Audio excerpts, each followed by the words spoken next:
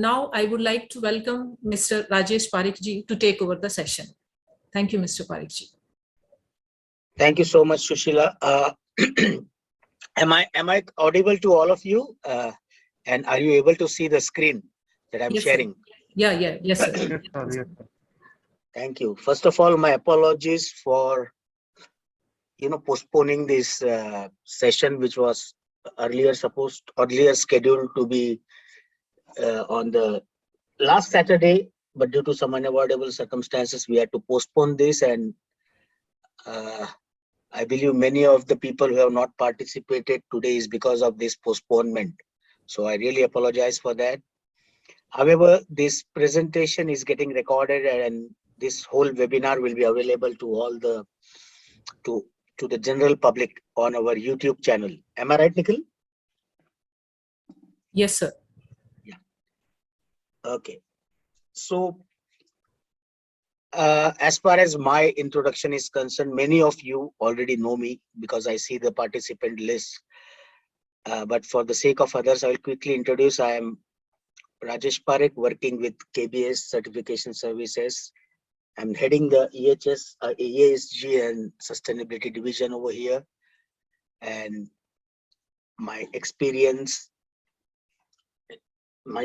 belongs to the production of pharmaceutical and chemical industries of almost 10 years. And the last 20 years, I have been working with various third-party organizations like KBS in the field of management system certifications, sustainability, business excellence, and so on. So I have been auditing, I have been consulting, I have been training on the various aspects of ESG, sustainability, EHS, QHSE, and even the CSR and social accountability front.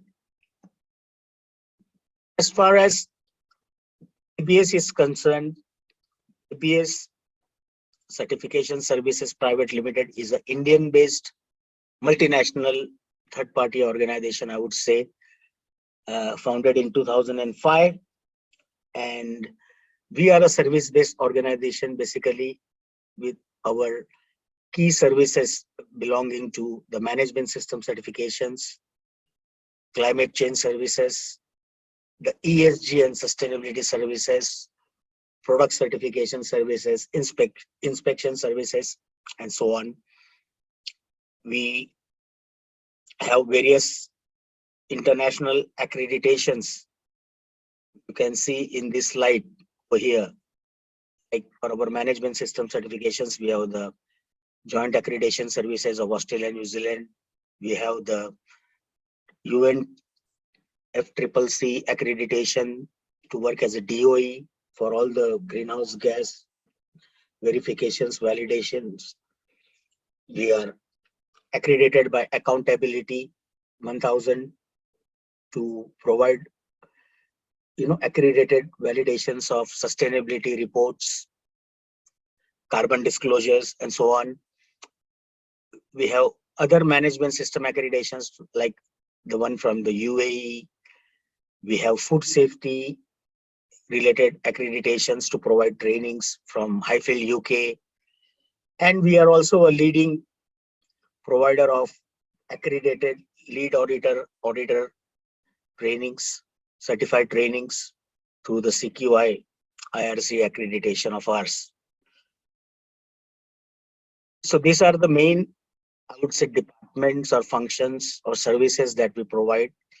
The ESG and sustainability services, where we do consultancy, where we provide accredited verifications and validation reports, climate change services, the management system services, certification services, which basically, wherein we certify organizations against the certifiable ISO standards like quality, safety, environment, food safety, information security, energy, and so on. And then the training division, we have a dedicated training division which basically provides all those awareness trainings, auditor trainings, internal auditor trainings, lead auditor trainings, specific trainings on subjects like quality, safety, environment, business excellence, safety, and so on. Then we have the industrial third-party inspection services, product certification services against the conformity European standards, the CE marking, and so on, CMMI appraisals. So we have quite a good portfolio of services that we provide to our clients. And as you can see here, we have a pool of more than 200 auditors and experts who are associated with us as on full-time basis, part-time basis, contractual basis, as a freelancers. And we have more than 7,000 customers in India and across the globe for various services that we are providing. So we are, I can claim, one of the fastest growing third-party service-based organizations in this field. As far as our ESG services are concerned, we started these services only last year, and I'm happy to share that we are all in the final process of getting our approval as one of the few GRI training partners. It will be done by the next 2 or 3 weeks. So we will be one of the 27 training partners in Asia Pacific region and one of the 4 in India. And we are also in the process, we are in the deliberation process of getting accredited with climate disclosure provider, as a climate disclosure provider, the CDP accredited provider for verification of the various disclosures related to climate, water, afforestation, and so on. So that's about KBS. Now coming to the agenda for the day. I mean, it's not a day, in fact, it's a brief session, just an introductory session on the ESG and sustainability domain and the context with respect to our Indian businesses and how India is fast, moving forward in the direction of ESG and sustainability with respect to regulatory requirements. So we will be discussing mainly on the context of sustainability in the Indian scenario, the BRSR reporting. It's a brief session. We will discuss for around an hour and a half, and then I leave the forum to you to, raise your queries, questions, doubts, so we can have a good discussion at the end of this session. And as I said, this session will also be available in a few days' time on our KBS YouTube channel. So I request all of you to kindly subscribe to our YouTube channel, where you can find a lot of other courses and webinars that we conduct free of cost. So you can find them on the channel. Now, perspective, the context setting, right? Why, if you all must have realized that ESG or sustainability, as it was earlier commonly known, has been a hot topic in the recent decades, especially in the last 1 decade. And one of the main reasons is climate change. If we look at the United Nations data, which is available on Google, if you Google it, you will find that they have done their own materiality assessment, and they find one of the number 1 material risk to the globe is climate change. And other important issues, sustainability issues, like rising inequality, loss of biodiversity, the rise in population, poverty. So all these present global challenges, not only politically, or geopolitically, but also to the businesses and societies as a whole, right? So if you see the World Economic Forum Global Risk Report of 2021, if you see the top risks by likelihood, by the probability of this risk taking place, it's extreme weather, climate action failure, human environmental damage, spread of infectious disease like COVID, loss of biodiversity, digital power concentration, inequality when it comes to enjoying the digital power, interstate relations fracturing, cybersecurity has also become one of the important geopolitical issue today. Crisis with respect to livelihood, the rates of unemployment going up in majority of the countries. If we talk about the top risks with respect to impact, because when they do the materiality assessment, they plot a graph of impact versus likelihood.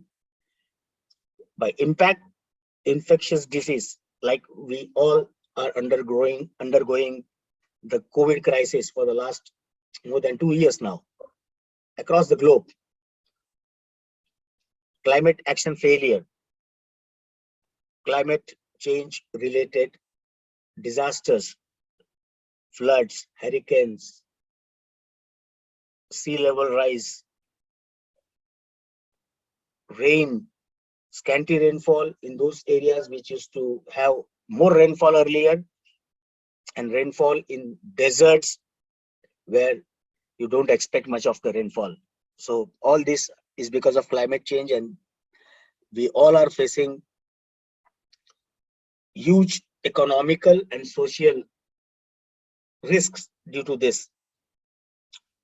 Weapons of mass destruction, biodiversity loss, loss of species, more and more species getting into the red list of IUCN,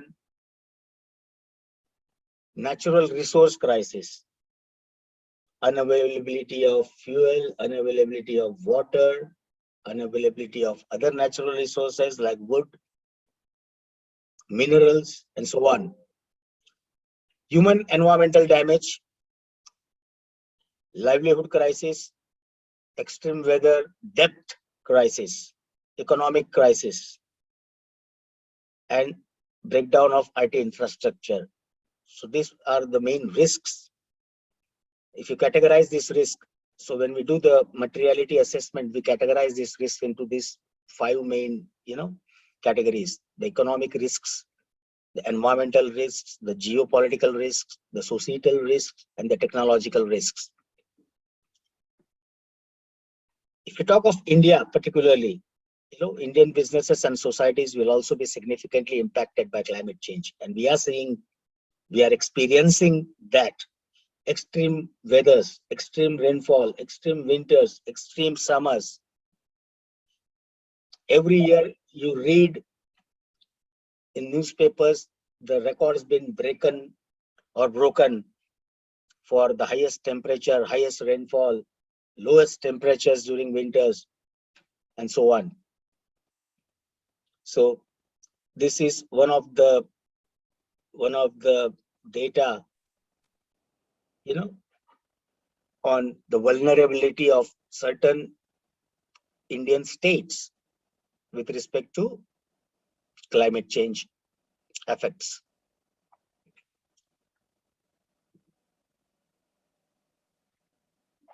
Now, when it comes to business, why is ESG important to business, or why is sustainability a hot topic in all the boardrooms across all corporates, even in India, like the globe, like the rest of the globe? If you see today, when they do the surveys, they have found that 88% of investors believe companies that prioritize ESG initiatives represent better opportunities for long-term returns than the companies that do not. So the focus of investors domestic investors, foreign institutional investors, is today on sustainability related issues of a company. A lot of due diligence is carried out when even the fund managers decide to invest the public money in certain companies. If you see the rise of ESG investing in India, India has seen the biggest quarterly asset growth globally as assets of ESG funds doubled to over 9,500 by the end of December 2021. And this every quarter, these numbers are going up and up and up. We have more and more funds which are very specific to ESG. So the general public, the investors are getting more and more aware, more and more concerned of ESG and sustainability related issues and how corporates deal and manage these particular issues, right? So there are many indexes like Sustainalytics, MSCI, Dow Jones, and there are many such rating agencies who are performing their research and providing ratings to Indian corporates, listed Indian corporates. And these ratings are very, very important because when investors are investing, when financial institutes are providing capital or loans to these corporates, they do give a lot of consideration on these ratings, the ESG ratings. So your capital borrowing ability, your market capitalization, because of due to the value of the stocks that are traded, is now all directly related or connected to organizations' ESG and sustainability performance.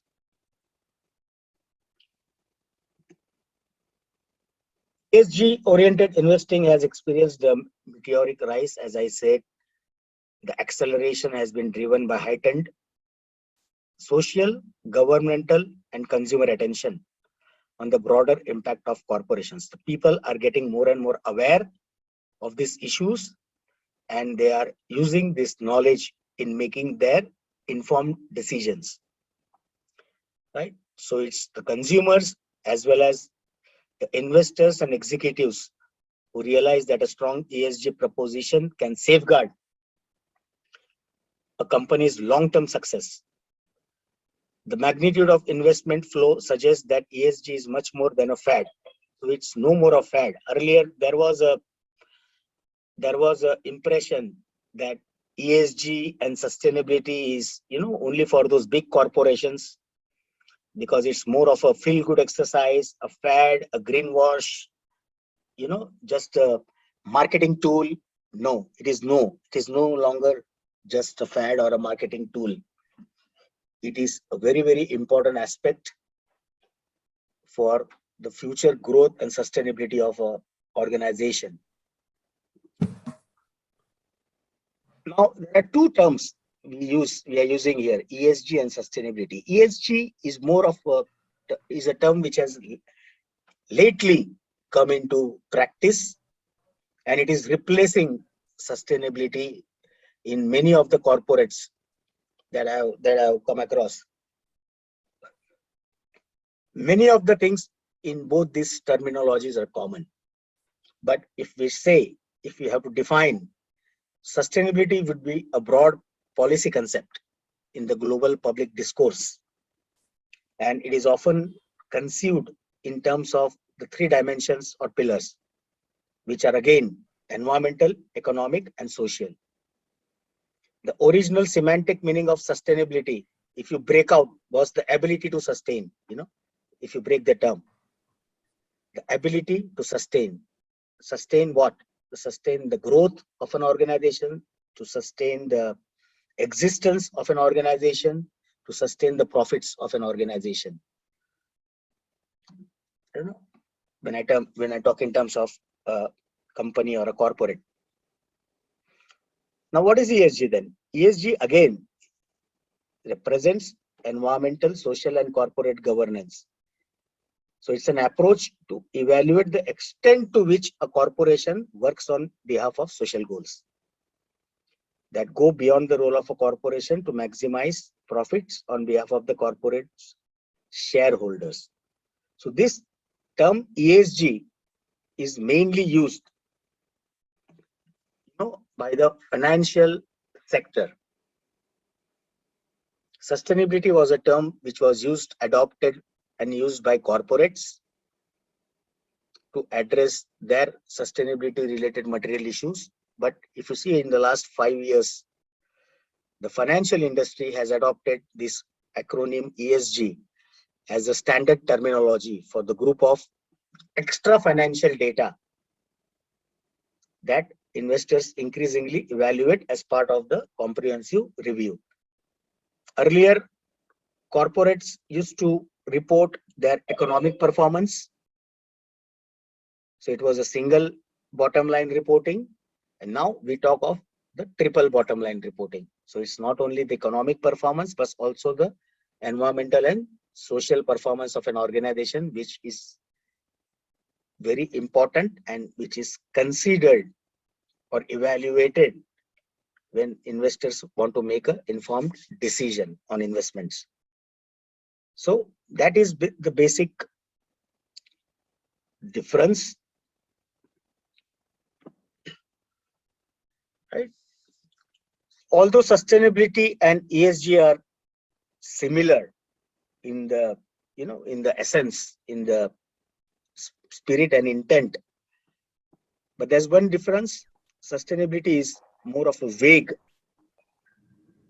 concept, and ESG is very specific and measurable. So that's the reason why you have those ESG ratings. So it is quite measurable. You can put a number against a particular company, and this number or this rating is compared against the peers in that particular sector in which the company operates. So that's how ESG is more specific, it's more measurable. But sustainability is like a vague concept, and also sustainability can mean different things to different companies. For some companies, sustainability is only related to maybe the corporate social responsibility part of sustainability. For some, it could be mainly focused on environment. For some, it could be mainly focused on the governance part. But ESG provides a specific set of criteria which covers all the three: environmental, social, and governance, and against which a company is measured and against which a company is expected to report its performance. Sustainability is an umbrella term that encompasses all of the company's efforts to reduce its impact on the society or the world around, globe around. For example, sustainability can mean creating good jobs, promoting gender equality, promoting livelihood, improving the biodiversity, right? In addition to helping the environment. ESG, on the other hand, is much more specific and data driven. So it is focused on the three dimensions of ESG and the matrices, rather than just going green or being a responsible steward. So this ESG is more specific, sustainability is more vague as a concept. That is the main difference.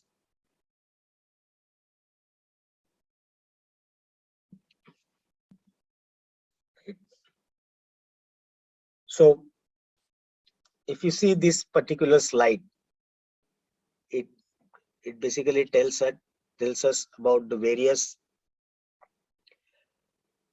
initiatives that are being taken globally in the ESG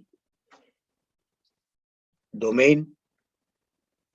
These are the various snippets of the news that we daily come across, daily read or watch on television with respect to ESG. So all these aspects are the ones which we daily come across. We can't escape them, even as a general public.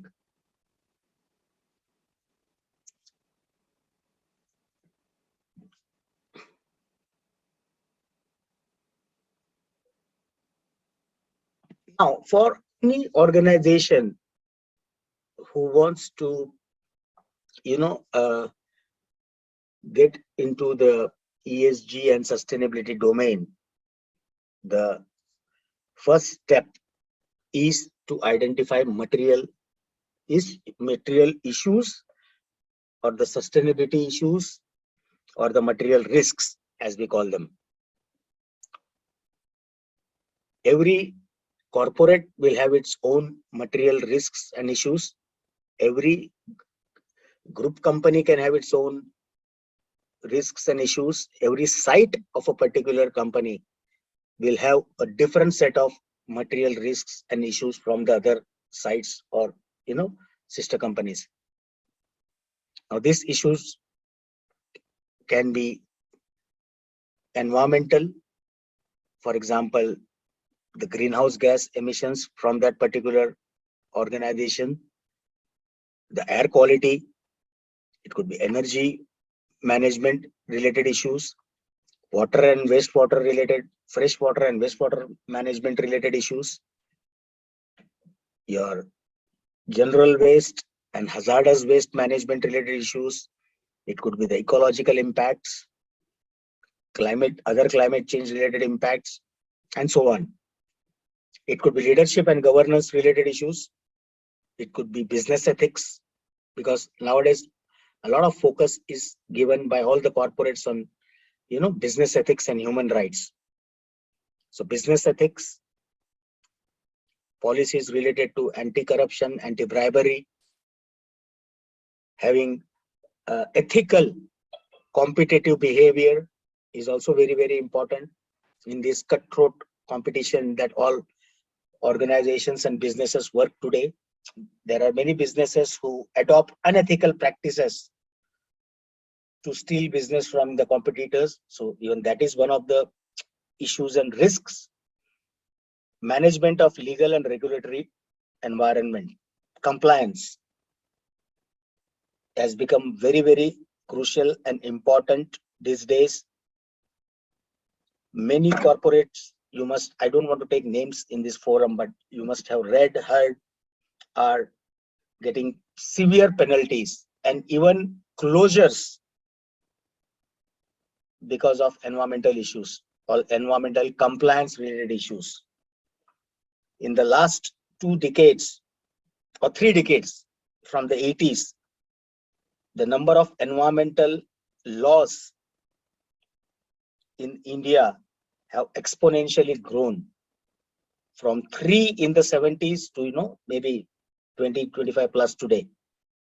We have so many different legislations: the Water Act, the Air Act, the Environment Protection Act, and all those rules framed under the various type of waste management rules: solid waste, construction waste, e-waste, electronic and electrical waste, biomedical waste, hazardous waste, and so on.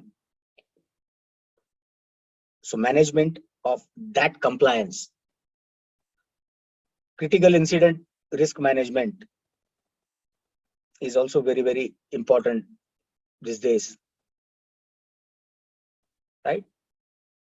Then if you talk of social capital,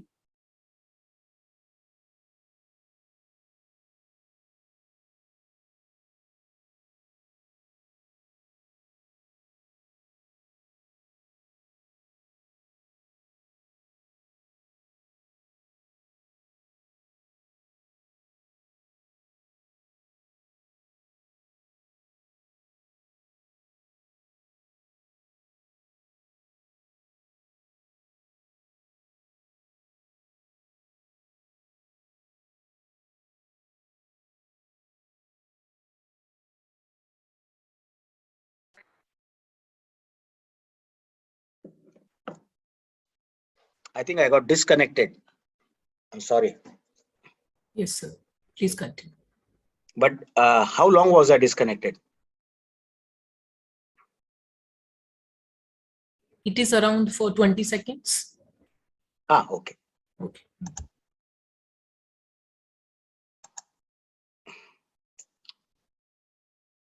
My screen is visible, right? Yes, sir. Visible. All right. Right. So the other social related risks are related to, privacy of customer data, the privacy of customer information, security of data, access and affordability, product quality, product safety, customer welfare, selling practices, product labeling. So all these have, become very, very important issues for corporates these days, which earlier was not the case. Then comes to the human capital, the labor practices that an organization follows. Nowadays, many of the corporations have, certified themselves against standards, international standards, or are getting assessed or audited by their customers against various labor related standards, like, the social accountability standard, the various social responsibility and social accountability related code of conducts that are available. So that also has gained a lot of importance in countries like UK. They have legislations like the Modern Slavery Act. So all multinational corporations who are based out of UK and have their manufacturing across the globe, like maybe Unilever or many other, they have to implement this Modern Slavery Act. And the Modern Slavery Act requirements are very similar to the other social accountability or responsibility related requirements like forced labor, child labor, wage compensation, remuneration, worker health and safety, discrimination, and all those aspects. Health and safety is very, very important and one of the important aspects of an organization's sustainability. Employee engagement, diversity in terms of race, religion, gender, right? Inclusivity of employees in decision making, business model and innovation, product design and life cycle management. Nowadays, you must have heard many there is a new jargon which is running around, which is circular economy. So that is nothing but life cycle assessment and life cycle management of a particular product. So you must design your products in such a way that the entire life cycle is mapped and managed to have minimum environmental degradation. Business model resilience, supply chain management. Now, supply chain management is also very, very important, not only in terms of the product quality, but also when it comes to the ESG and sustainability related issues. Sourcing of materials, efficiency of material sourcing, and as we discussed earlier, the physical impacts of climate change. So these are all examples of material risks.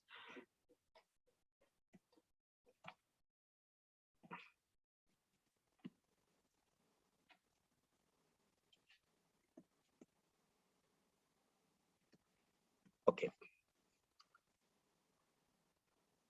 Right. So this is just an indicative list of the key ESG data information that we consider. And when those ESG rating agencies, when they rate you, so these are few examples of, the data and indicators that they look at. Like for environment is the GHG emissions, the total carbon footprint that you have for your organization, how much raw material is getting consumed, so their consumption patterns, of material, consumption patterns of energy. It could be electrical energy, it could be fuel, your consumption patterns for water, fresh water, management of waste, procurement data, and so on. And social responsibility related data mainly consists of employee diversity.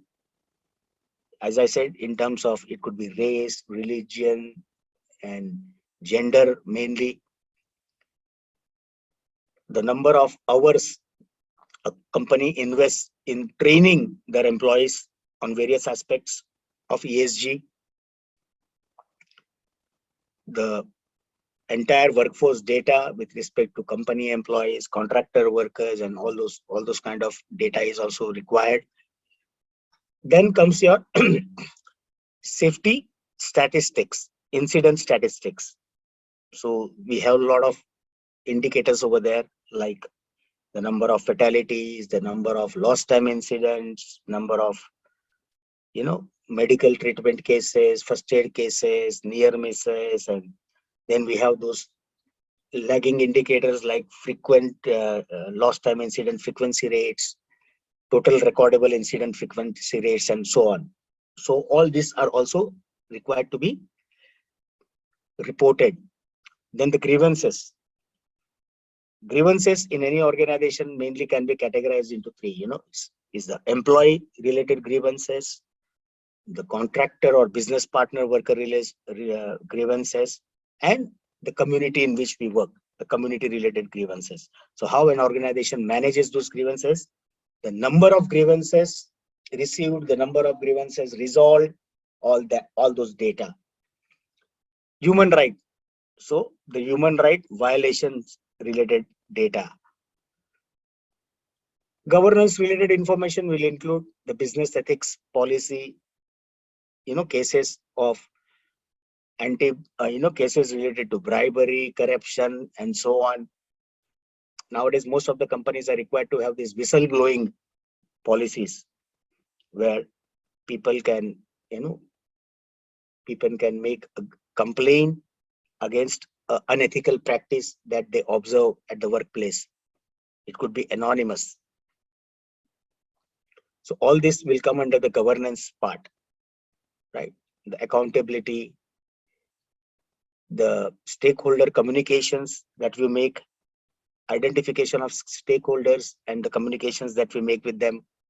Then all the other governance related issues like compliance, the structure of the board, the gender diversity in the structure of the board, independent directors in the board, and all those information. Then the various leadership initiatives coming from the top management, from the senior most management, from the executive committees with respect to ESG and sustainability. And of course, the corporate social responsibility related information and data. In India, as you all know, India is the first country in the world, in fact, to have a legislation on how much a corporate must spend on CSR. So we have a Companies Act which mandates that listed companies must, at least invest 2% of their last year profit on CSR activities, and that is mandatory, statutory requirement now. And they have to provide the details of this investment. And when we say CSR, does not consider philanthropic investments. CSR, so the list of CSR activities where you can, demonstrate your compliance is also pretty much defined. Now, sustainability framework for any organization, who wants to go for sustainability reporting or who wants to implement a proper or formal sustainability framework will have a similar kind of a structure wherein you first identify all the applicable sustainability risks to the particular company or a particular site of a company. Every site of a company will have its own distinct sustainability risks or material risks, as we call it. So we prioritize. So we identify all the risks. It could be related to labor relations, working conditions, availability of resources like fuel, water, electricity. It could be with respect to availability of skilled manpower in the area where you are based. So the recruitment, retention, diversity. So again, as I said, diversity with respect to the race, religion, gender, and all those aspects that you have in your organization. Human rights, community relations. So your relationship with the community in which you operate. Product safety related issues, anti-bribery, anti-corruption, bribery and corruption related issues, ethics related issues, biodiversity related issues, emission related issues. So you identify, then you do a materiality assessment. So, we don't have, it's a short, brief session. So one of the important, very important aspect of a sustainability framework, or when you are going to, make a sustainability report, is to conduct a formal materiality assessment. Materiality is nothing but you identify those significant or most important sustainability issues that your organization has, so that you can manage those issues and report those issues. So when you do that materiality assessment, so it is normally done in the form of a survey. So you identify all your stakeholders and interested parties. Now, if you see even the latest ISO standards, if you see the latest ISO standard 9001-2015, they have this high level structure where the very first clause, the newly introduced clause is context of organization, and therein the most important requirement is to identify your stakeholders, or they call them interested parties, and then you identify the issues and expectations of these stakeholders. So that is also a very important element of any corporate or organization sustainability framework. So you identify all the interested parties or stakeholders, like it could be your employees, your community in which you work, your top management, your customers, your suppliers, vendors, contractors, business partners, the trade unions, the authorities, the regulatory bodies to whom you are required to report or who are required to enforce laws on you, and so on. Then once you identify these issues by involving the stakeholders in the identification process, you have a list of material issues, and then you try to manage them. How do we manage issues in any organization? So you must have a formal management system. So nowadays companies call it a sustainability system, which are mainly based on ISO based systems. The basic foundation is still all your ISO based systems, and then on the ISO systems you further develop and you keep on incorporating other protocols and tools like business excellence, or other environmental and safety related protocols and tools. So you identify your processes, you develop formal practices, the best practices available for handling those processes. You write down your SOPs, your standard operating procedures or operation control procedures to manage the risks. You may use various tools. Nowadays, most of the company, one of the important ESG or sustainability objective or KPI taken by most of the corporates I see is digitalization. So lot of digitalization tools are available these days. So you make use of those tools, and that's how you try to manage. But now when you have so many practices to be implemented, procedures to be implemented, tools to be implemented, the people who are going to implement those tools in the workplace or in the shop floor needs to be trained. So a lot of emphasis has to be done on the human resource development part, so that people are aware, people are committed, people are motivated, and they are competent and capable enough to implement these systems. At the end of the day, what we are looking forward is to, change the behavior of the people and make it more sustainable for the organization. Now, when you are managing, when you are training people, how do you measure your performance? So you have to demonstrate continual improvement, right, from previous years to the future years. So what we do is, this performance has to be measured, and so there should be numbers. So it should be quantifiable improvement. So we set KPIs, we set key performance indicators. So depending on company to company, you may have 10 KPIs, 20 KPIs on sustainability. So just to share some examples, the examples of sustainability related KPIs could be, let us say, your environmental KPIs. So your specific water consumptions per unit of production.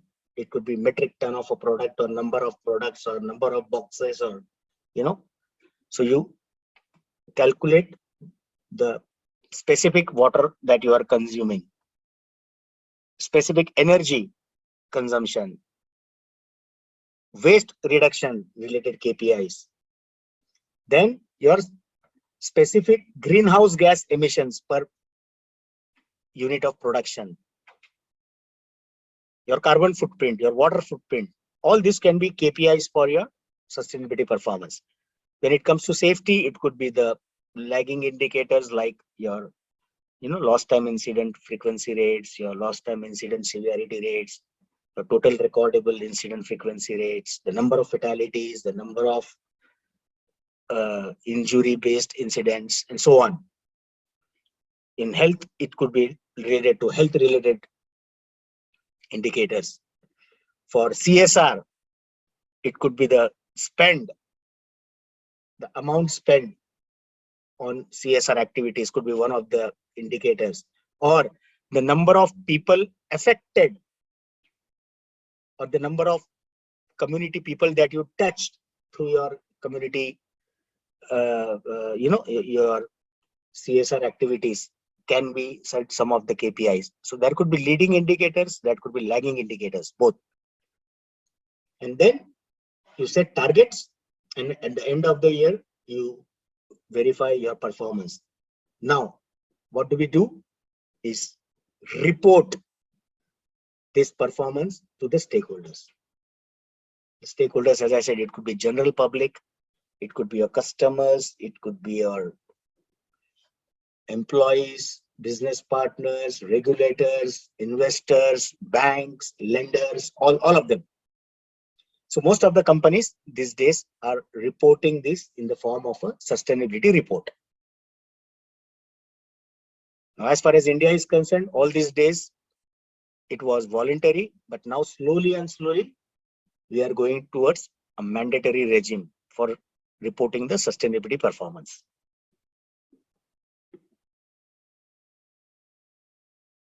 Okay.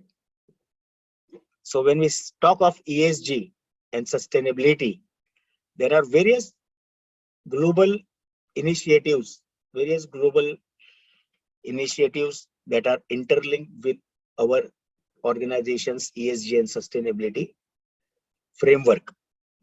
So when you are developing your framework, an organization is expected that you consider all of them, and when you are reporting also your sustainability performance, you demonstrate how all these other global initiatives are also touched upon through your initiatives. So one single initiative may be touching upon various global initiatives. It could be related to, let us say, if we talk of greenhouse gas, so greenhouse gas will be, touching upon the Sustainable Development Goals of United Nations, the Framework Convention on Climate Change, the BRSR requirements, and so on. So these are those 17 SDGs as we know them, the Sustainable Development Goals. I'm not going into the details of this, but all these sustainable goals are related to environmental, social, and governance related issues.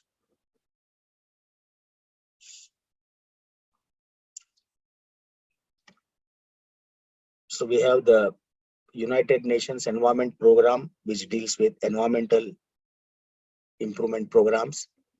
We have the Framework Convention on Climate Change, which specifically talks about greenhouse gases. We have the United Nations Universal Declaration of Human Rights.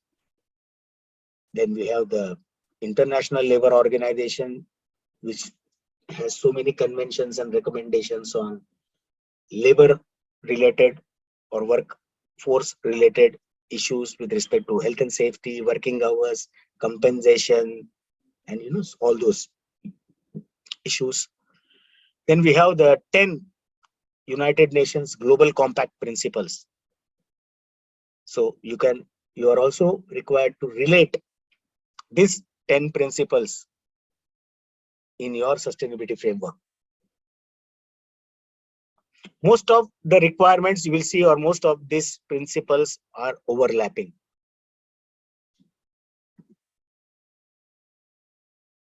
Right. So recent updates, if we talk about, there is significant progress on the climate change agenda during the recent COP26 summit of 2022, right? And many of the countries, most of the developed countries and most of the countries have, taken targets on how to address the climate related issues, the climate change issues, like ending deforestation by 2030, methane reduction, reduction in methane emissions, net zero pledges. Most of the corporates, even in India, if you see, one of the important ESG target or KPI that they have is when they are going to go to net zero emissions, right?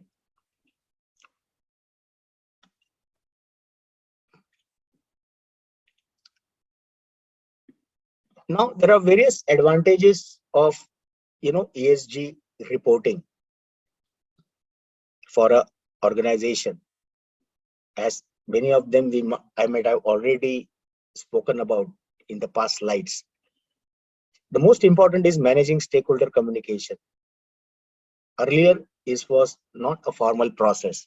It was more of a reactive process than a proactive process. But now, as I mentioned earlier, even the basic ISO standards want you to identify your stakeholders, understand and assess the needs and expectations of these stakeholders, communicate with them, engage with them, so that things don't escalate and you don't have to always go for a reactive or firefighting measure. Instead, you can nip the problem in the bud itself. So very, very important. And even these days, the customers, the consumers, regulators, the general public, the media, the NGOs, they all want transparency they expect transparency from companies. And those companies who are not transparent, they get heckled by these stakeholders. Improved ESG rating. Now, as I said, there are various ESG rating organizations who provide ratings of listed companies. They have the research teams, they have their list of indicators, and against indicators, they do the research from whatever information is available on the internet, whatever information is available through the sustainability reports that corporates publish, whatever information is available in media, and based on this, they give you a rating. And then when an investor wants to make an informed decision, he is going to consider these ratings. He is going to compare a particular company against its peers in the same sector, industrial sector, and then make a decision. So those companies who have better ESG ratings will definitely have more access to capital. It will improve your borrowing capability and it will reduce the borrowing cost. How it improves the borrowing cost? For example, if a company wants to borrow a particular sum, for a capital investment in a greenfield project or a brownfield acquisition, corporates need money. So if you go to an Indian bank, for example, the interest rates would be much, much higher than if you go and borrow the same capital from IFC, International Finance Corporation, or other international banks like Standard Chartered Bank or HSBC and those banks. But there is a catch. Those international financial institutes have a very thorough due diligence done on a company's ESG performance. So they will definitely look at your ESG ratings.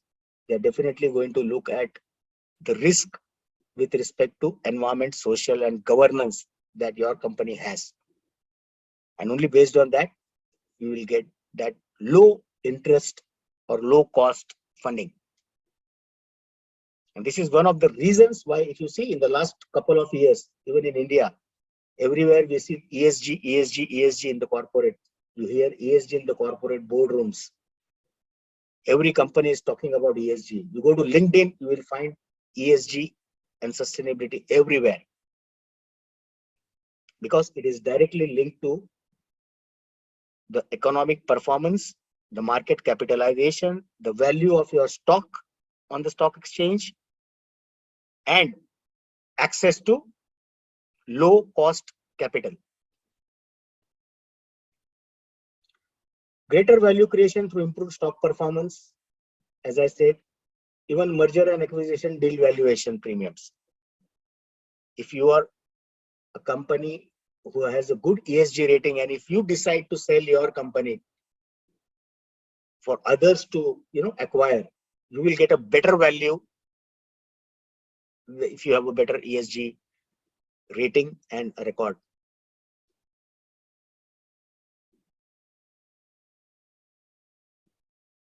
Now, one of the biggest challenges today is that there is a lot of confusion in this particular domain of ESG and sustainability.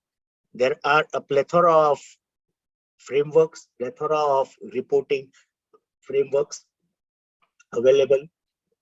So companies and organizations get confused on which framework is the best for me to report. Which framework should I use, or should I use a multiple of frameworks in my single sustainability report? There are a lot of jargons which we use in this particular domain, which also confuses and especially keeps the MSMEs away from this ESG and sustainability domain. But there are efforts to have common frameworks, single frameworks, so that this confusion can be avoided in future. But for that, many of these independent organizations will have to come together. And one such example is the SASB. There was SASB or standards, and then there was integrated reporting standards. So now both of them have merged together to create the value reporting foundation. So we need more and more of this kind of mergers, so that there is very clear, direction for organization to report its sustainability or ESG performance, right? So there are many such frameworks. So there is a slide I have on the various important initiatives or most common initiatives which are globally available. Like one of them is the United Nations Sustainable Development Goals. So those 17 goals are there, and the theme is general, and it's a pact basically signed by businesses who pledge to adopt sustainable business practices which are aligned with the 17 Sustainable Development Goals. Then we have the GHG protocol governed by the United Nations Framework Committee on Climate Change. So here basically these are the greenhouse accounting standards to report your greenhouse gas emissions, your carbon footprint, and so on. And this protocol is very, very important also because now we are again getting into that phase post this COP26 agreement. Very soon the Indian government is also going to release the release its policy on how to trade the carbon credits that you earn, a corporate or a company earns by adopting green initiatives, by reducing the carbon footprint and reducing the carbon emissions. The most common and most popular of the reporting initiatives used globally is the Global Reporting Initiative, the GRI. If you go and do your web search, you will find 80% maybe companies who make their sustainability reports are using the GRI framework in conjunction with maybe other frameworks, but they use GRI as a basic one, right? So it is a sector overreaching sustainability reporting standards. This is basically GRI releases standards, and recently they have released the latest standards against which all organizations must report from 2023 onwards. And this covers indicators which relate to economic performance, governance related performance indicators are there, environmental performance indicators, and social performance indicators. So all the three aspects of ESG are getting covered here. Then we have the Sustainability Accounting Standards Board. So there is a SASB parallel to something what we have in GRI. And this is also an organization which releases standards, but these are more sector specific standards. So they have various sector specific standards like the coal, the mining, the oil and gas, the banking, financial, and so on. So they are, as I said, mainly the sector overreaching standards with a focus mainly on the financial materiality. So they focus mainly on the financial issues and risks for a corporate rather than all the aspects of ES and G. Then we used to have the IRRC, which is the International Integrated Reporting Council. So integrated reporting framework aiming to link traditional financial with sustainability. So even in India, for example, we are required under the Companies Act to every year have our books audited, and then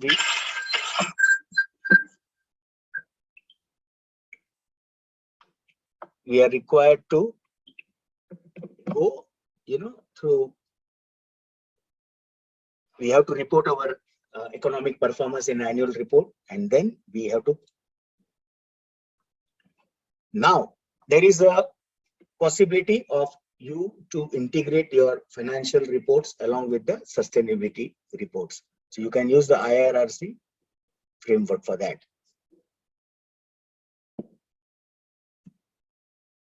Then we have the CDP, we have the TCFD, the SBTI. So I won't go, because we have paucity of time, so I won't go into the details of each one of them. But when we upload this webinar on the YouTube, you can still have a look at the slides, and most of all this information is available freely on the net. So these are the sustainability development goals. This is the global reporting initiative, as I said.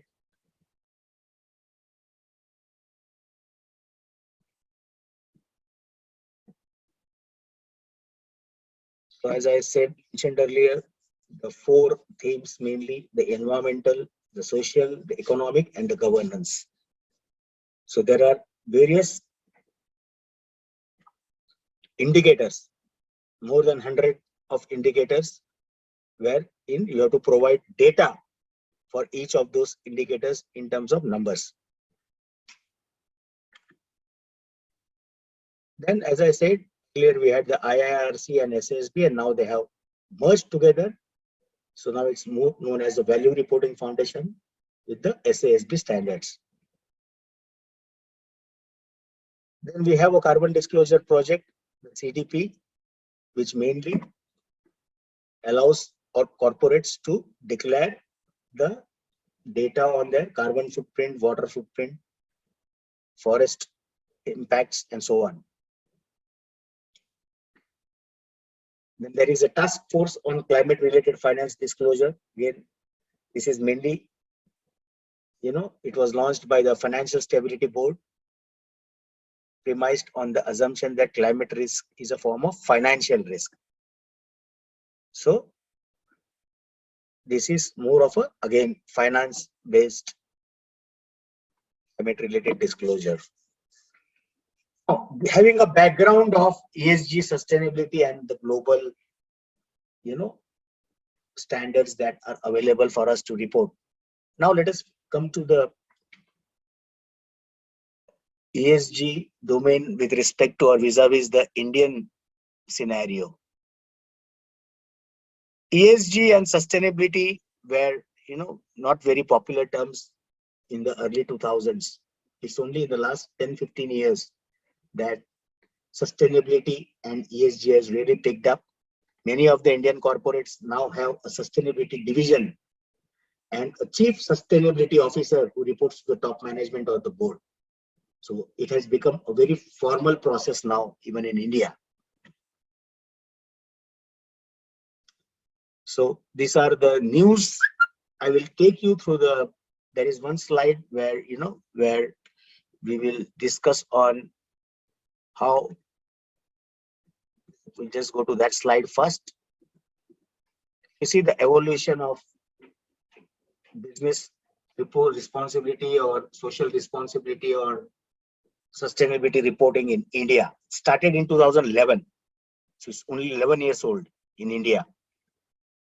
It was then when the Ministry of Corporate Affairs, they released the voluntary guidelines, the national voluntary guidelines, which was applicable to businesses irrespective of the size, operations, market capitalization, and so on.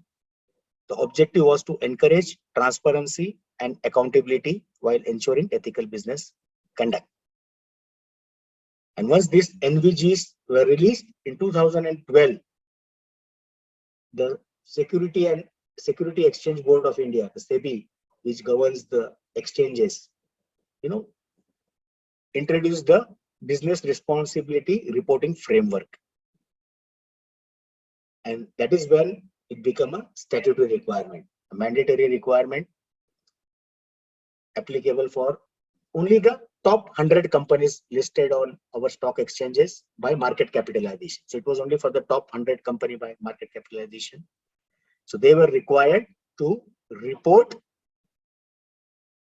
their BRR. The business responsibility reports were required to be published along with the economic reports that you are anyway, annual reports that you are anyway required to publish.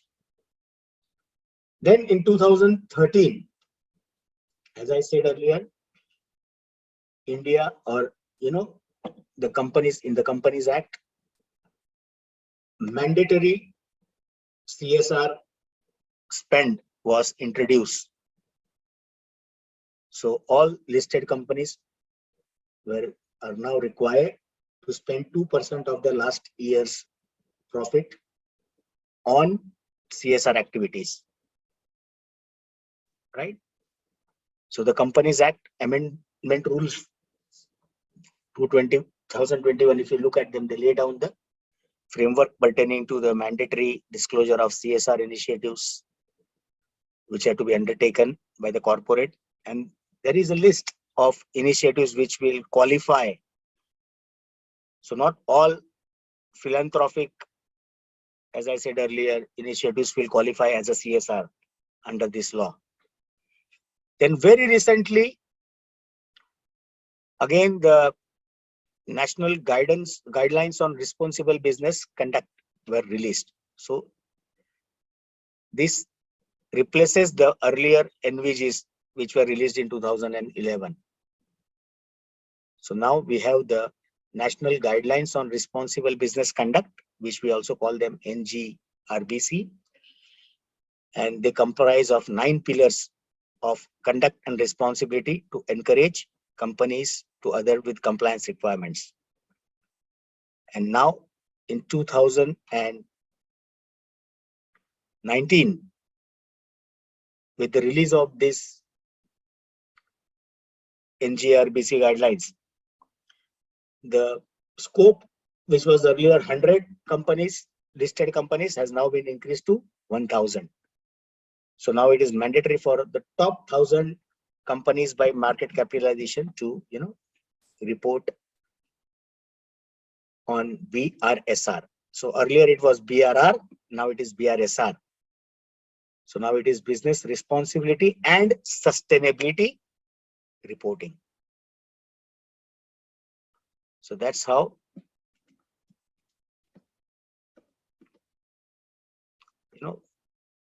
ESG and sustainability reporting is developing in India, right? Even the growth of ESG linked capital markets, if you see, if you read the financial newspapers and financial channels on television, if you see them, you will find a lot of developments with respect to ESG and how the amount of ESG funding is increasing every quarter, as I said earlier, right? So ESG focused mutual funds have grown almost 5 times in 2 years, only from the 2019 to 21. The assets under management is almost 12,300 crores, only the top 10 funds. So they are gaining fast traction, right? And Accredit launches India's first ESG rating company. So it's an Indian ESG rating company. We have the other global companies like Morgan Stanley, Sustain Analytics, and so on, but Dow Jones and so on. Socially responsible investing, Indian investors are taking to ESG investments. India Inc. is rapidly turning green in hunt for capital, right? Because ESG focused funds skip business with large carbon footprints. So as I was mentioning earlier, why it makes sense, a business sense for Indian corporates to adopt ESG and sustainability.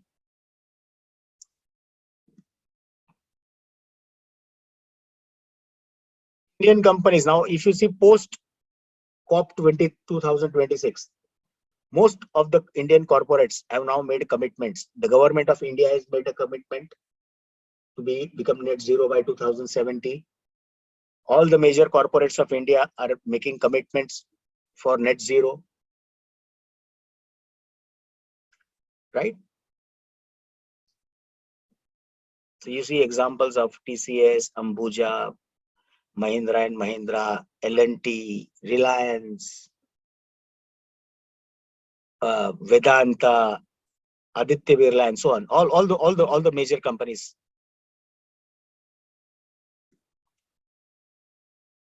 Indian companies working with global firms will need to consider sustainability and wider ESG aspects also.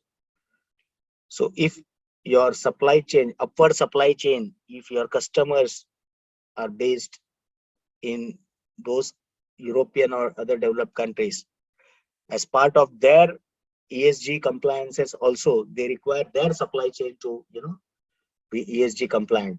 So I even in the last couple of months, I've got many inquiries of Indian companies who are not listed, but because they are 100% export oriented and their customers want to, take this ESG and sustainability down the value chain. Now they are also asking for help with respect to sustainability reporting and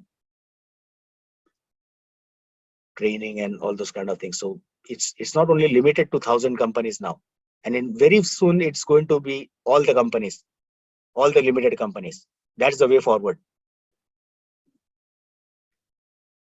right? So it makes a business case for Indian companies. Companies that focus on ESG criteria outperform those that don't. And there are a lot of researches, a lot of reports available to prove this point. If you are focused on ESG criteria, you will outperform your peers and competitors.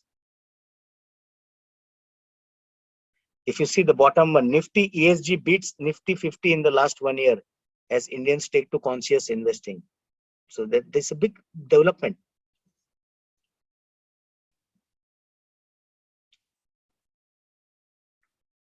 And of course, you get a competitive advantage,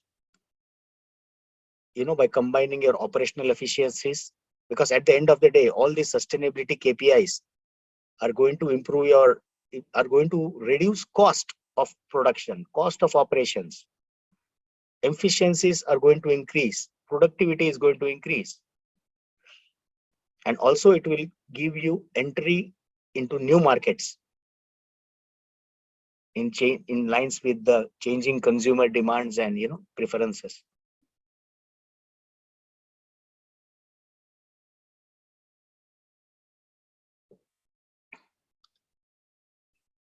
And as I've already discussed this slide, in this earlier, you get access to capital markets and lower cost of funding when you have good ESG ratings as compared to your peers. So that is the reason why most of the CFOs add sustainability targets to the corporate loans. Adani Energy, Green Energy raises $750 million from green bond sale and so on.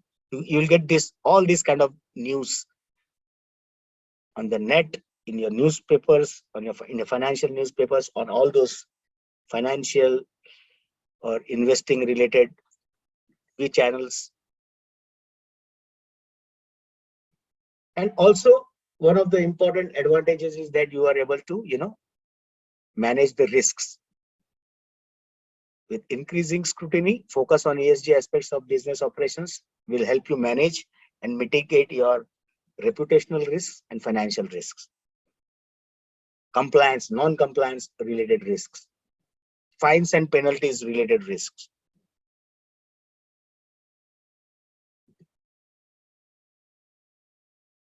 And it also helps a company when you have a good image, when you have a good ESG rating, to attract and retain the best of the human resource and the talent available. Employees will definitely prefer companies that demonstrate more responsible behavior and a purpose than a company which does not have a reputation.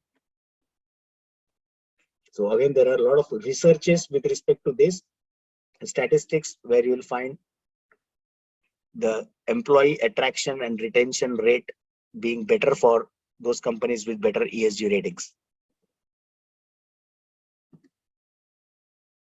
Stakeholder engagement and regulatory compliance, right? So again, as I said earlier, if you implement ESG and sustainability formally, you are going to identify your stakeholders, identify their needs and expectations, engage with them, right? And we have a lot of proactive and positive interactions and engagements with them to, safeguard your organization from stakeholder related risks. At the same time, you will also able to automatically meet all the regulatory requirements.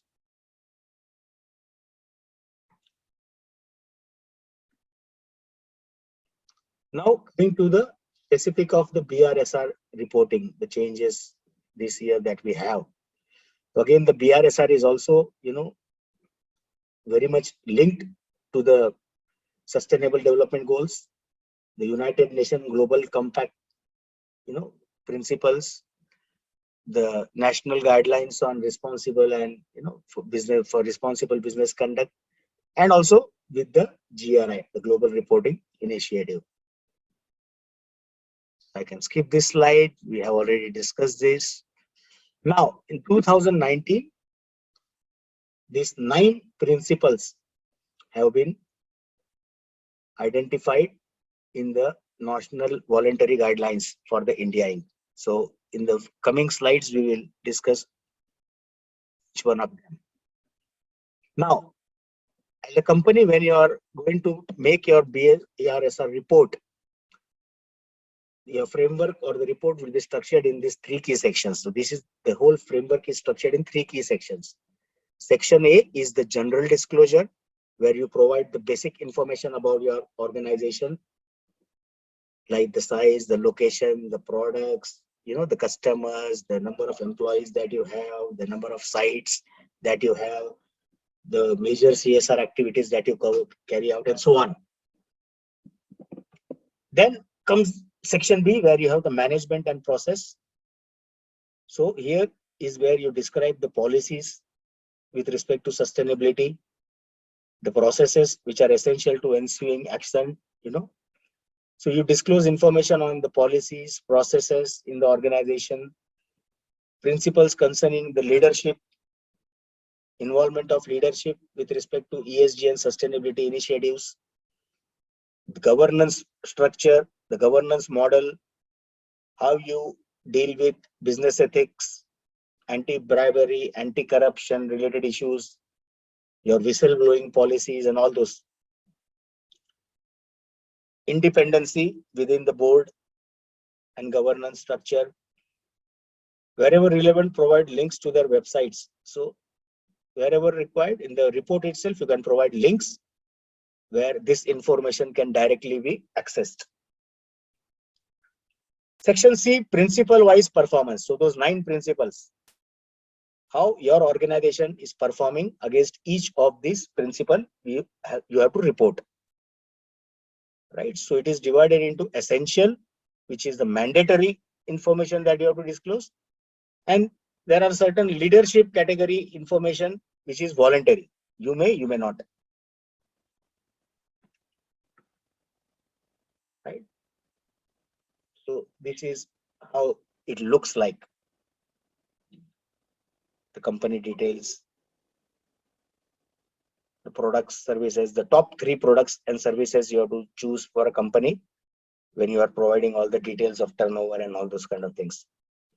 So then all the details of the locations, the location of plants, top 3 plants by turnover. If you have a multi-site, if you are a multi-site company, proximity to all the protected reserves, biodiversity hotspots, the markets you serve, employee composition and breakdown in terms of, gender and so on, various factors, information on subsidiaries and joint ventures that your company has, details of corporate social responsibility, structure, expenditure, budgets, spends, complaints and grievances, employees, business partner, contractor, workers, community, all of them. The top 3 high priority responsible business issues. So the top 3 material issues, the top 3 sustainability issues, and how your organization approaches to this top 3. issues.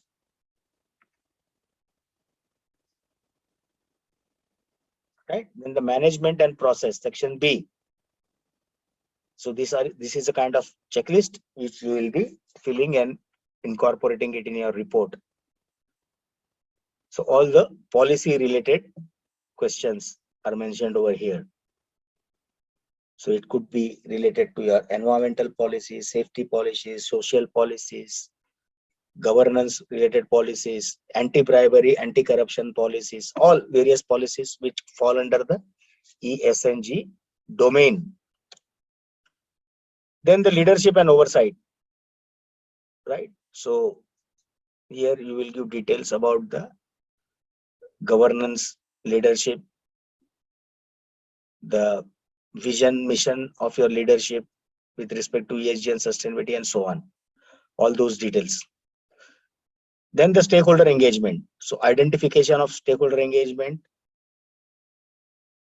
identification of stakeholders, engagement with stakeholders, frequency of engagements, how you deal with stakeholder expectations, grievances, all that information will be provided in the part 3 of the section B. Then the 9 principles. This is where most of the questions are, most of the information is incorporated. So there are a lot of questions and sub questions under each principle. Right? Businesses should conduct and govern themselves with integrity in a manner that is ethical, transparent, and accountable. So here there will be a lot of questions with respect to the number of trainings that you provide, the breakdown of this across employees category, whether it is management, whether it is workmen, whether it is female, whether it is male, and so on. The number of meetings and dialogues with shareholders with respect to sustainability, details of fines, penalties, and punishments, show cause notices, whether monetary, non-monetary, that you have received in the last 1 year, details of reappeals, revision, number of complaints, bribery cases, corruption cases, details of disclosure of interest involving members of boards. So all this information is part of the report. Businesses must provide goods and services in a manner that is sustainable and safe. So has the company conducted life cycle assessment of the product, of the top 3 products? And here we are addressing the circular economy principle. So the top 3 products, what are the measures taken to reduce the adverse environmental and social impact? How much or how have you spent on research and development? How much is the capital expenditure in technology improvement, upgradation to improve the environmental and social impact? So here the social is mainly the safety, occupational health and safety. Policy, sustainable sourcing. So what are the company policies with respect to sourcing sustainably? So green procurement of energy saving or conserving equipments and materials and products. All those will be addressed over here. Out of the total materials sourced, what is the proportion of green sourcing? So all this information you will have to provide. Percentage of raw materials sourced from suppliers. Processes in place to safely collect, reuse, recycle, dispose after sale and at the end of the life of your products. So your responsibility as a producer. So as a producer, that we call it the extended producer responsibility. Nowadays it has come in many of the laws. Even recently, very recently, the Batteries Act has also been again revised. I saw it. So this extended producer responsibility is getting a lot of traction these days. So you have to provide information on that as well.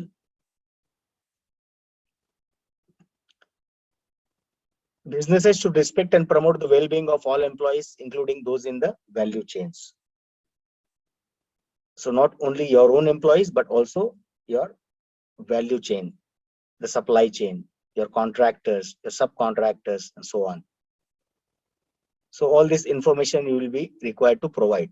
Breakdown of welfare measures, the health insurance related information, accident insurance, maternity and paternity benefits, daycare benefits, creche benefits for employees, for differentially abled employees, for all the workmen.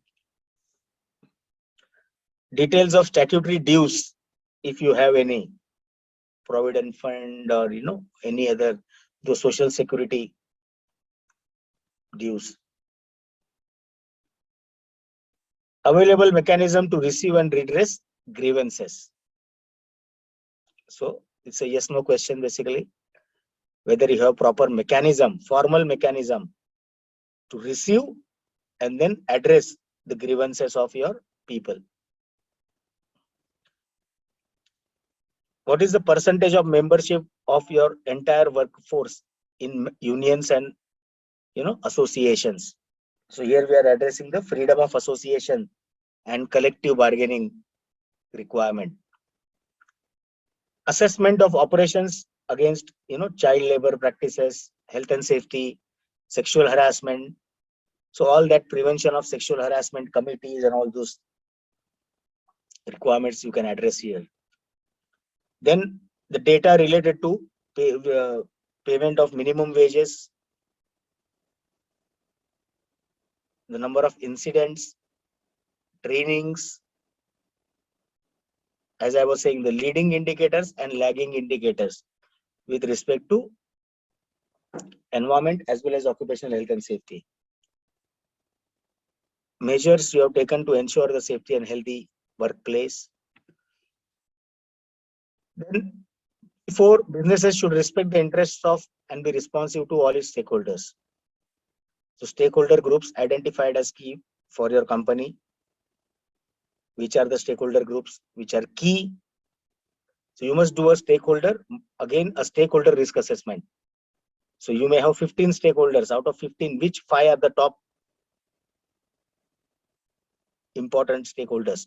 That assessment has to be done using a 5x5 matrix.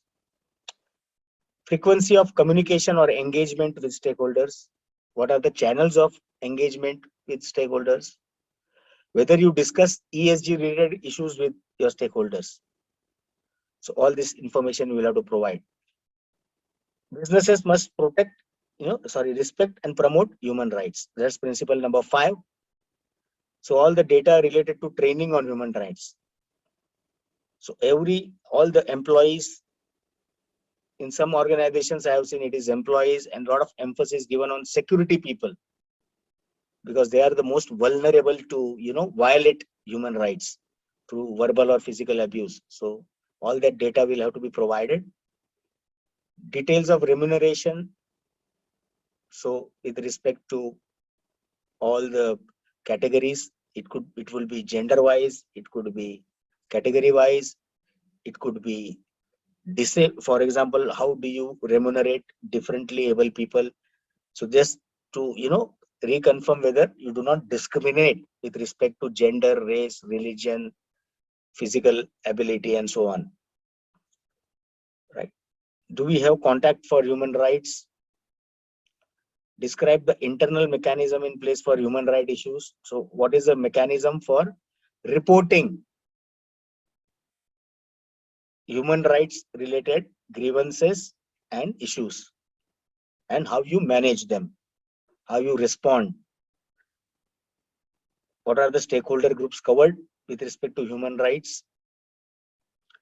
And do human rights form part of your business agreements? So when you make contracts, or even when you issue those contract orders, work orders to your contractors and subcontractors, is human right part of that conditions, those general conditions? That is you have to address here. 6, businesses must respect and make efforts to protect and restore the environment. So all the environmental related information has to be provided over here, like the strategies and initiatives you have taken for environmental issues. It could be climate change. It could be a pandemic like COVID, natural disasters, and so on. Details of projects that you have for reducing your carbon footprint, reducing the greenhouse emissions, or improving your specific energy consumption, reducing your specific energy consumption. Waste emissions, whether they are exceeding the regulatory limits, right? So that also you have to mention how many occasions in the last 1 year you exceeded your emission limits as prescribed in your consent to operate or as prescribed in the environment protection rules. Did you exceed the mandatory deadlines for disposal of hazardous waste? Like for hazardous waste, within 90 days you must dispose. For electronic waste, it is 180 days. So all this information you will have to declare. Material environmental risks. So which are the main material environmental risks that you have identified? And what are the mitigation control measures for against these risks? It could be with respect to land pollution, land use, emissions, water, wastewater, energy, biodiversity, so on. Even contamination of land.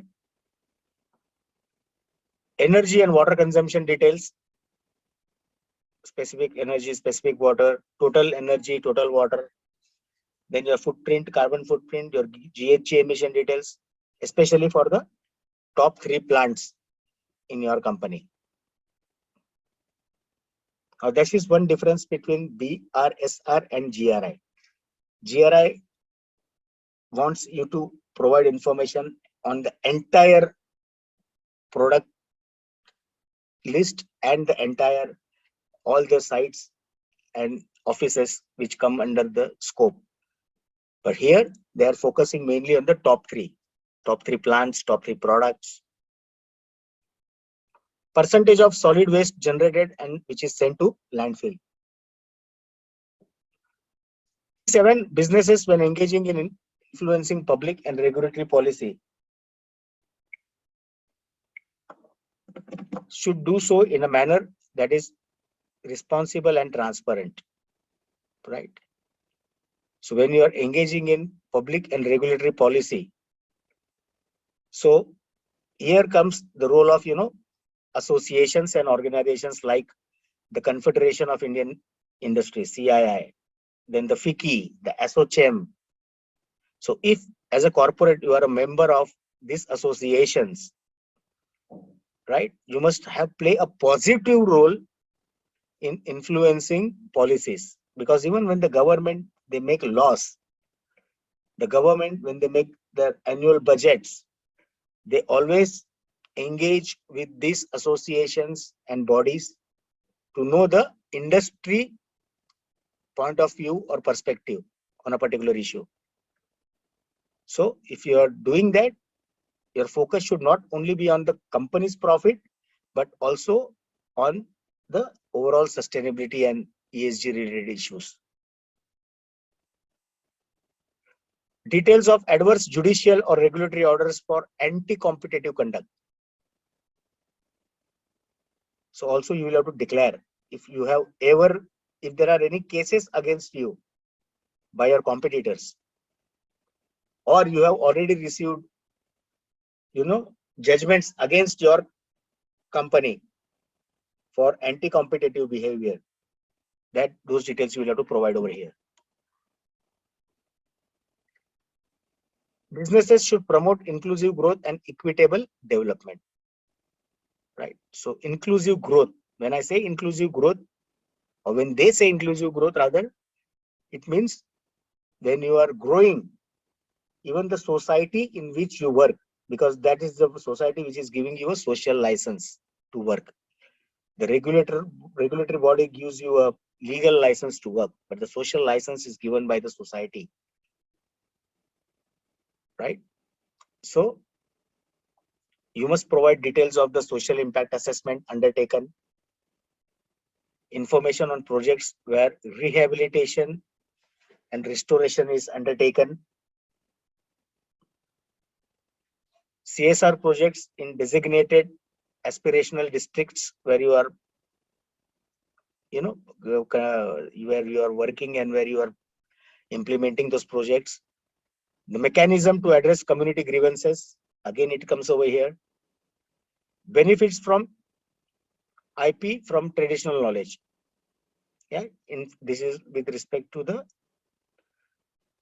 IP rights, intellectual property rights.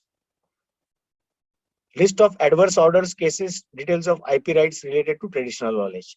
So all this again you will have to report. The last principle, business should engage with and provide value to their consumers in a responsible manner.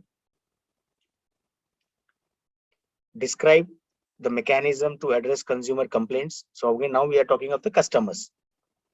So you must have a mechanism to address consumer complaints. In fact, in India, we now have a Consumer Protection Act of 1986. So you can also get legal, notices or complaints registered against you. So better to have your own working robust mechanism to address consumer complaints before they go to the judiciary. Percentage of products which have information on environment and social provided on them. So information like 100% recyclable, information about the disposal of the packaging, disposal of the product packaging, safe way to use the product, and so on. And then finally, the number of consumer complaints that you have received.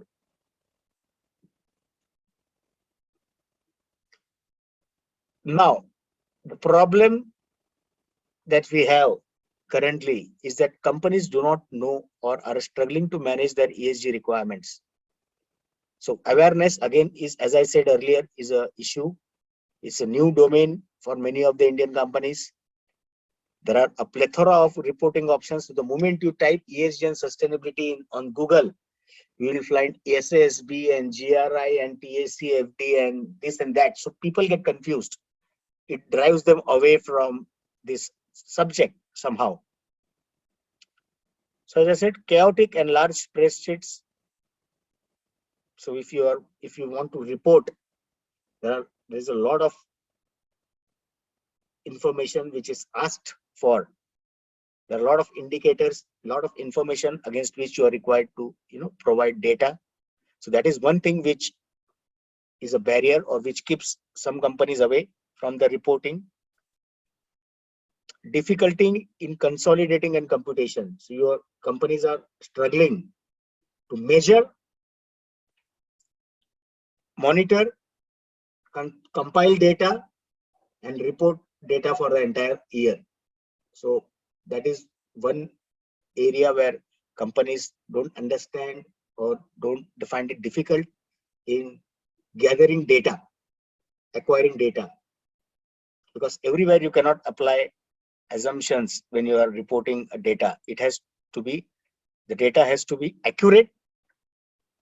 It has to be measured and monitored using, measurement and monitoring devices and equipments wherever practically possible. Limited knowledge about the ESG frameworks, as I said earlier. Lack of access to instant ESG data. So these are the challenges companies are facing. And over a period of time, now there are a lot of firms who are helping companies with consultancy and, this kind of awareness sessions. A lot of certified training programs are all, and as I said, a formal structure within a company. So now there are a lot of professionals available in the field of ESG and sustainability. A lot of institutes are running courses, graduate courses, undergraduate courses, postgraduate courses on sustainability. So in the coming days, I'm sure these challenges would be overcome. And finally, what next? As I said earlier, the scope was extended from 100 listed companies to 1000 listed companies, and it will keep on getting expanded. So there will be a time when all the companies would have to report the ESG performance, just like they are reporting the economic performance. And sustainability focused finance is already there. Maybe it's not there in India as much. There are few banks which are, focused on financing projects which are sustainability sound, which are ESG or sustainability based sound projects with proper due diligence. But yeah, this is the next thing. Just like IFC and other international banks, in future, Indian banks are definitely going to only focus or finance projects where a proper ESG and sustainability due diligence is conducted. Convergence of ESG frameworks, as I said earlier, is very, very important. There are a plethora or too many frameworks which creates a lot of confusion. Like ISO, we have one ISO standard for quality. Okay, everybody knows. So that kind of convergence is required. Use of technology to meet sustainability and wider ESG goals. So digitalization is one of the important ESG tools which most of the corporates have now realized and started using, and more use of environment friendly or technologies, using the latest technologies available which reduces the carbon footprint, water footprint. So all this will be the focus of R&D in the future.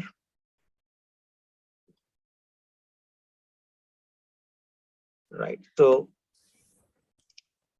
I think the discussion or the points that I have discussed in the last 2 hours, this should be a takeaway. This kind of a subject or information, requires at least a full day or 2 days to discuss. But we thought that let us, have a brief session to start with, and maybe in future, if any of you want us to conduct or want us to deliver a full day or 2 days sessions, we would be very happy to do that for you or your organizations. Right. So I'll just quickly read this out. So what does this all mean, and does it matter what we have discussed? Absolutely it does, right? There are real implications for organizational structure, roles and responsibilities. And as we discussed and you guessed, budget allocations for ESG and sustainability related initiatives. So we must have a structure, formal structure, dedicated teams to work in this domain in our organization. Dedicated budgets to achieve those sustainability KPIs. So it should not just be a lip service or a marketing gimmick, but we need to do that. We need to practice what we are claiming to do. While global business leaders no doubt recognize the importance of sustainability, most smaller organizations still view it as a okay, nice to have, rather than necessity. So the day it becomes a necessity, that's when we will achieve our goal towards a sustainable planet. The fact that ESG delivers proven value gives you an opportunity to talk to senior leaders about environmental safety and compliance issues in a strategic way. you know. So now the boardrooms, the top managements, they have to realize that it's not only a feel-good factor. There are real benefits of taking ESG and sustainability very, very seriously.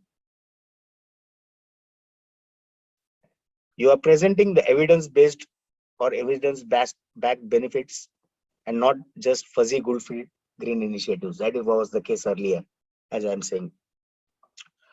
By ensuring that environmental and safety programs are an integral part of business's strategy and attached to its overall goals, EHS departments can demonstrate the value and necessity of focusing on the environment, people, and compliance to ensure the overall success of the organizations. Right? EHS or environmental health and safety or HSE departments are not only cost centers, they have to sell themselves as profit centers of the future. Right? Not only that, but it allows safety and environmental experts to position themselves as someone who can influence performance and profits in a big way, thus ensuring themselves a seat at the table, ensuring themselves ears from the management to listen to.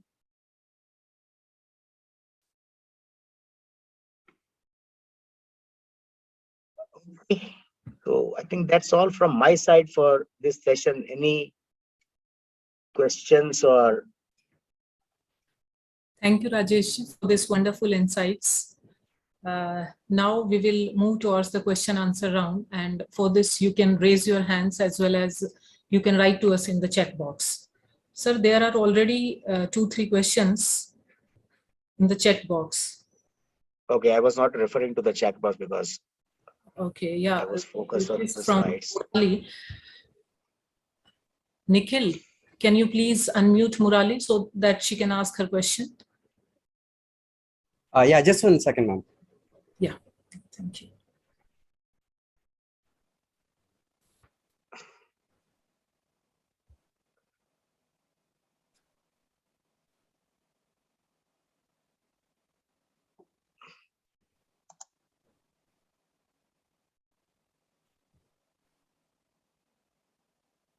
Mr. Murali, are you available? Am I audible? Murali Saab.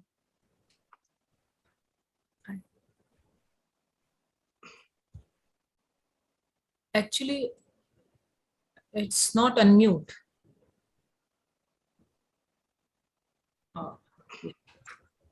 Murali Saab.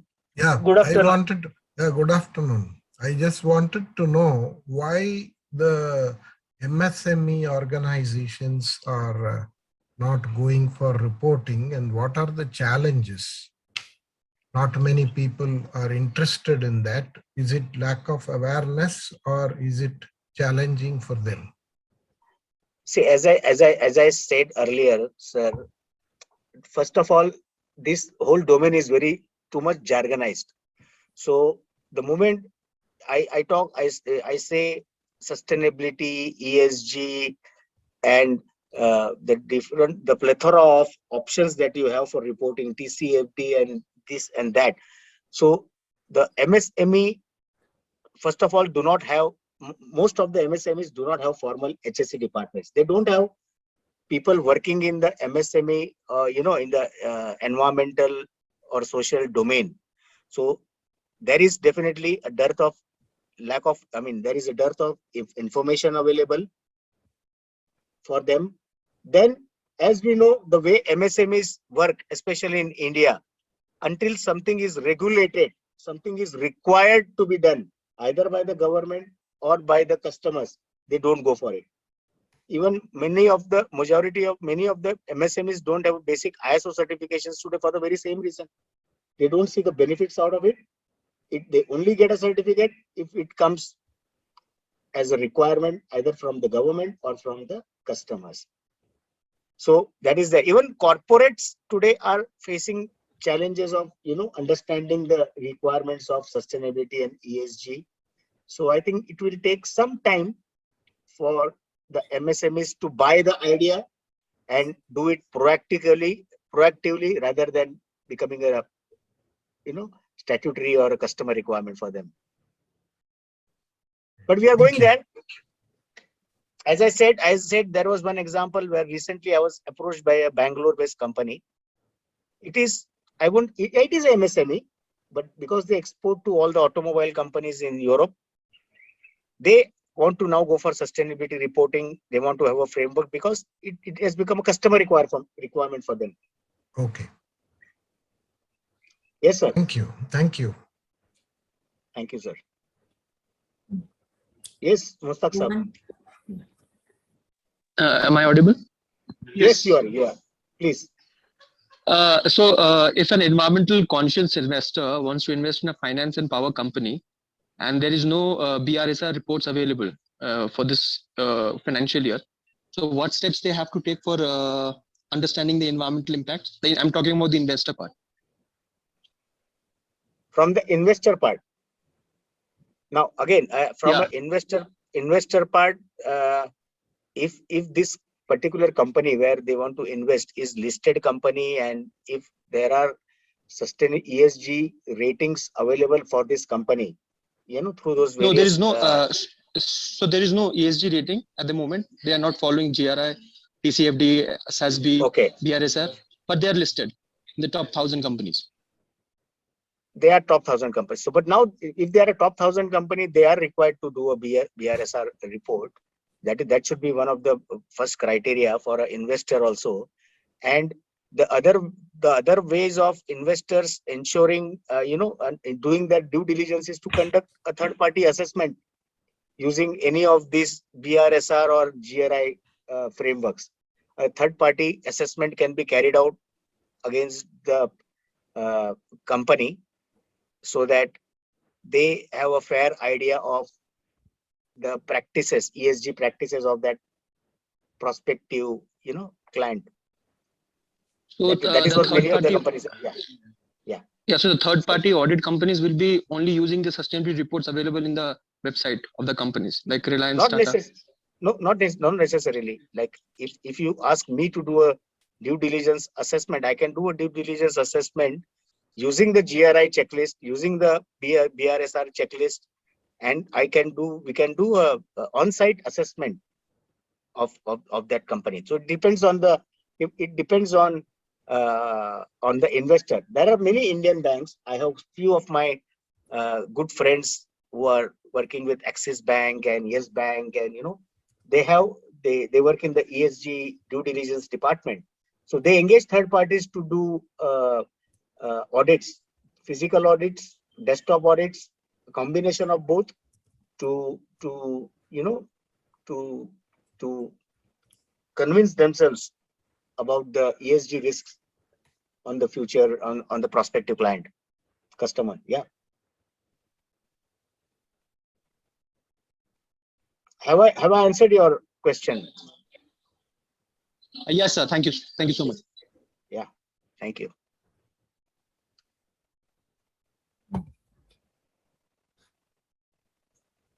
Any more questions? I think. Yeah, there's one more hand raised. Yeah, Sandhya, please. Yes. Firstly, thanks for the session. It was really helpful to understand the basics of ESG and the reporting framework in India. So my question is, generally, I think the organizations would follow the financial year timelines.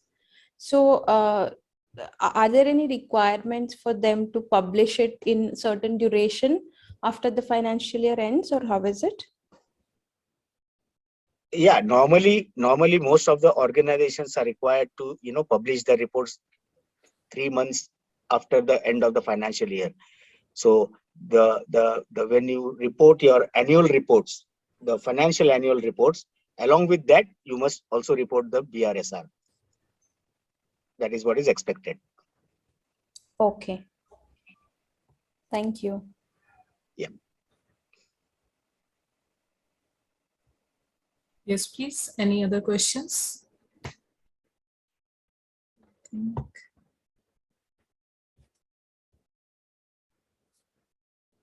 Okay, so then I would like to thank you all very, very much for being patient and attending this session. And I wish you all a great weekend. Thank you so much. Yes, please. So now I would like to ask you about the webinar feedback. How helpful was the webinar for you? And overall, how would you rate the webinar? You can send this feedback to us on mail as well as on WhatsApp. You can share your feedback by making a small video or by sharing that with us. While winding up this session, I would like to thank you and inform you all. I would like to inform you that in future also, we would like to keep you updated for the upcoming webinars and training sessions. Once again, thank you all. Thank you, Parikh sir, for this wonderful presentation. Thank you so much. Thank you so much. Goodbye.